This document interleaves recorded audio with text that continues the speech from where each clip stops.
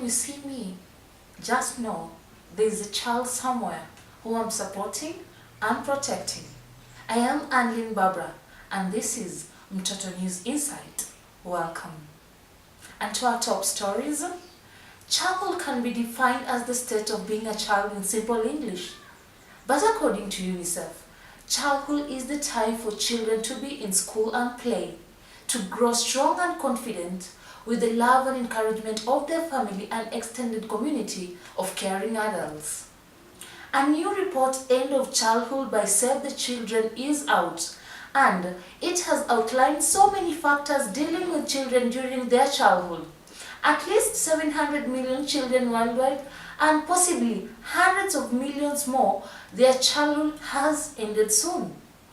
A total of 172 countries were ranked based on where childhood is most intact and mostly eroded.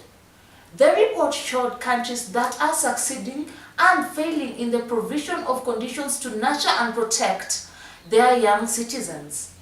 The indicators used to measure the end of childhood were under 5 mortality, malnutrition that stunts growth, out of school children, child labor, early marriage, adolescent births, displacement of conflict and child homicide.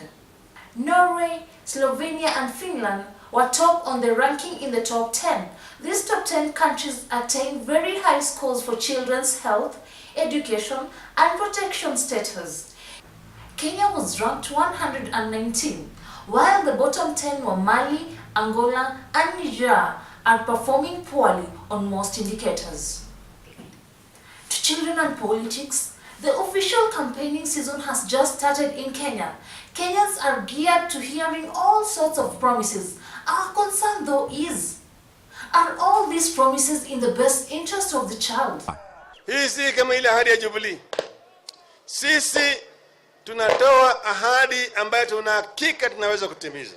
Sasa mara hii tumesema, na ndio sasa wanaiga. Sisi tulisema primary secondary school itakuwa free. Na hiyo tutaanza, manake mpango ya pesa serikali inaanza mwezi wa Julai, sio Januari. Kwa hiyo sisi tumesema tukishika namna hii, kuanzia Septemba watoto watasoma bure katika shule zote za sekondari. Usinene ati ndio upigiwe makofi. Sisi wakati tulinena, tulijua ni kwa nini tunasema Januari, kwa sababu tunajua where the gaps are that we must meet in order for us to be able to offer our fellow Kenyans free secondary education. The political leaders should consider the following. 54% of Kenyans' populations are children. Are the promises going to put Kenyan children in more debt? Have children been consulted in the developing of the manifestos? What is your children agenda in your plan? Life is a journey, and we all have to start somewhere. We all have our dreams. We all need a helping hand to be who we're meant to be. This girl is in school today because of the Locals Scholarship Fund. Join us on a journey as we tour the 47 counties and help hundreds of children achieve their full potential. Send your donation to M-Pesa paybill number 699099. A good number of people are aware of the existence of street children, especially those of us who live and work in major cities in Kenya. However, few of us have actually encountered a street child with disability. Some of us even never.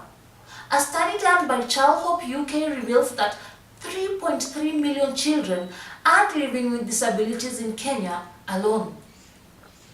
Has anyone ever thought of them? Do they really exist? These are some of the questions that are asked whenever street children are brought up. My greatest concern though is that these children are being exploited by someone to beg for money in Nairobi streets. If this is not so, how can one explain the fact that children with disabilities are not there at night or keep on moving from one location to another depending on human traffic, and yet there are several government departments in charge of children?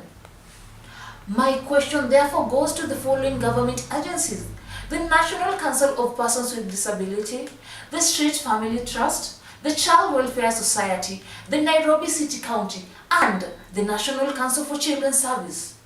Where do our street children belong? June is the month of the African child.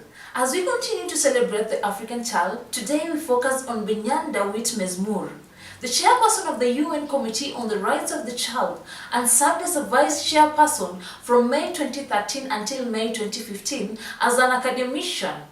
Mr. Mezmur has lectured master's courses and supervised students on children's rights, the rights of persons with disabilities, international protection of human rights, international family law, and the African human rights system.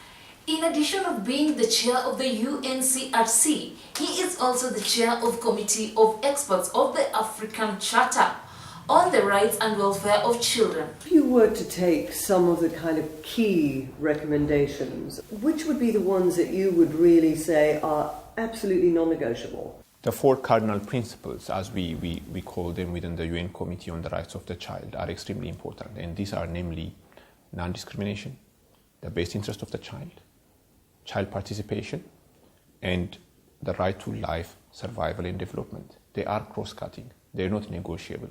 You don't have a but, you don't have an if. And they inform education, healthcare, the right to play, special measures, child soldiers, refugee children, the list is long. If we look at child friendliness, the Child Friendliness Index, how would you say Africa's doing compared to a region of similar stage of development, say South Asia or elsewhere?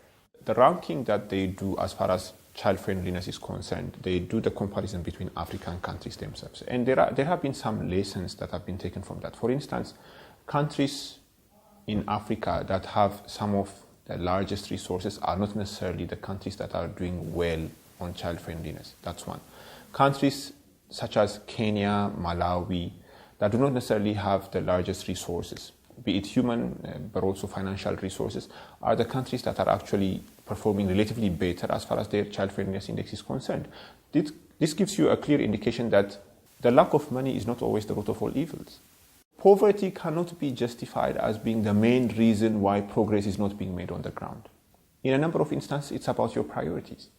It's about putting your money where your mouth is. And the other thing that Child Friendliness Index has generated is some sort of healthy competition between African countries.